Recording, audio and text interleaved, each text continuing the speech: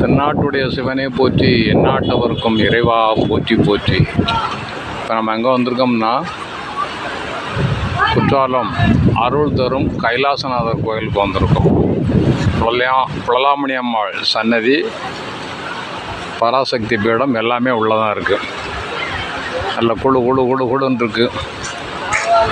மக்கள் கூட்டங்கள்லாம் கொஞ்சம் சுமாராக தான் இருக்குது.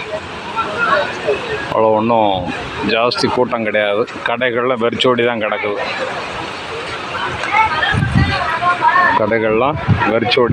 அவ்வளோ ஒன்றும் கூட்டம் இல்லை.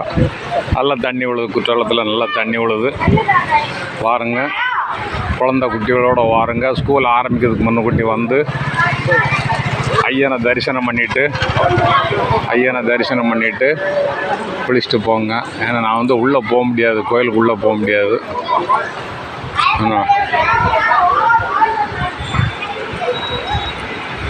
குற்றாலநாதனை வழிபட்டு சொல்லுங்கள்.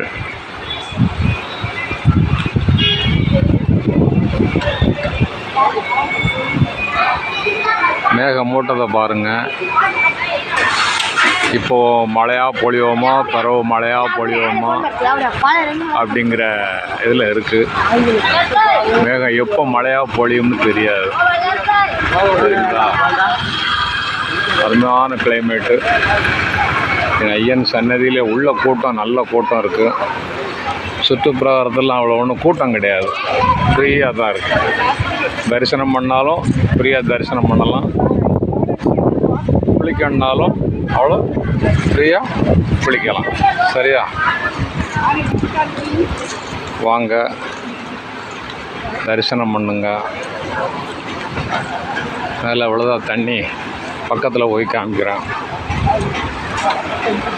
விநாயகர் பெருமான் சன்னதிக்கு போவோம். இந்த விநாயகர் பெருமான்ற ஒரு முக்கியமான ஒரு செய்தி என்ன அப்படின்னா, நடக்கக்கூடாத ஒரு நிகழ்ச்சியை கூட நடத்தி வைப்பார் விநாயகர். விநாயகர் பார்த்திங்கன்னா, வெளியே இருக்க விநாயகரை சொல்லலை, உள்ளே இருக்கார் பாருங்க விநாயகர், அவர்கிட்ட சொல்கிறேன். ஒரு நிகழ்ச்சி நம்ம குடும்பத்தில் தடைப்பட்டுக்கிட்டே இருக்குன்னு வைங்களேன், அவர்கிட்ட வேண்டி விரும்பி கேட்டு மன்றாடணும்னா அது கண்டிப்பாக நடக்கும்.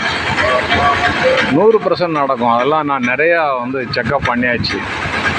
அவ்வளோ அப்படி அற்புதமான ஒரு விநாயகர். ஆமாம், அவர் பக்கத்தில்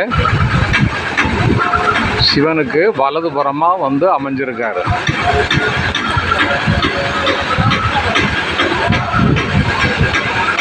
பாருங்க, வந்தால் தரிசனம் பண்ணுங்க. தரிசனம் பண்ணிவிட்டு எங்கள் அப்பாட்ட ஆசீர்வாதம் வாங்கிட்டு போங்க. நடக்கும், நிச்சயம் நடக்கும். வெற்றி பெற வாழ்த்துக்கள். அன்புடன், பயபக்தியுடன் பழனியாண்டவர் யூடியூப் சேனல். நன்றி கலந்த வணக்கம்.